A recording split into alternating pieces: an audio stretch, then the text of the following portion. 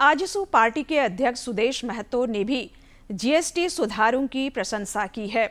हमारे समाचार प्रमुख से खास बातचीत में श्री महतो ने कहा कि इससे जहां जनता को राहत मिली है, वहीं इन सुधारों से अर्थव्यवस्था को संबल मिलेगा।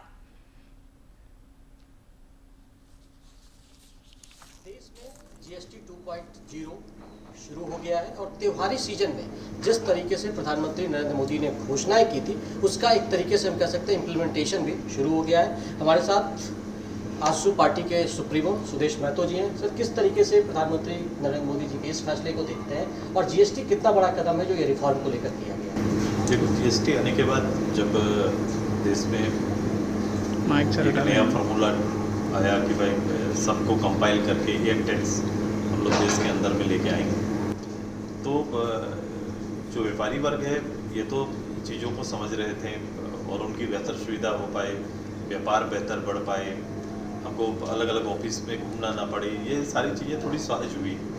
लेकिन इसके साथ साथ जैसे देश के अंदर में महंगाई एक बड़ा विषय था। जीएसटी हम नहीं जानते, आम लोग को आप जाइएगा जीएसटी आपको बोलना पड़ेगा, लेकिन उनको महंगाई से डायरेक्ट मतलब होता है और इससे आप ज़्यादा समझा पाएंगे। अभी जो त्यौहार के समय में आदरणीय मोदी जी सामने आते हैं और उनकी सबसे बड़ी तकलीफ जो महंगाई का था, या फिर हम ऐसी चीज़ें जो हमें चाहिए हर परिवार को चाहिए, लेकिन मैं नहीं ले पा रहा हूँ क्योंकि उसका जीएसटी का कारण उसका रेट काफ़ी भागा हुआ है। जैसे गाड़ियाँ ही हैं, गाड़ियों की रेट इन जनरल गाड़ियों की रेट जो यहाँ manufacture India made in India की जो चल रही है, और उसके बाद जीएसटी के कारण उसका रेट कभी कभी ग्रोथ गाड़ी की आधा कीमत जीएसटी में चला जाता है। ऐसे ही छोटे छोटे घर की ज़रूरतों पर भी जीएसटी का प्रभाव दिखता था।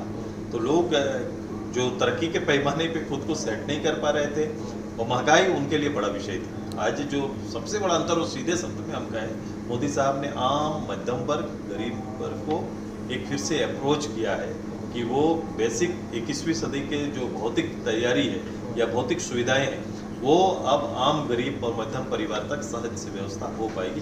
और लोगों को जो एक बोनांजा दिया गया है त्योहारी सीजन में कि जीएसटी को लेकर जो एक रिफॉर्म आया है, वो जमीन पर उतरना चाहिए और लोगों को उसका बेनिफिट मिलना चाहिए। अपने सहयोगी विकास के साथ मैं दिवाकर कुमार, दूरदर्शन समाचार, रांची।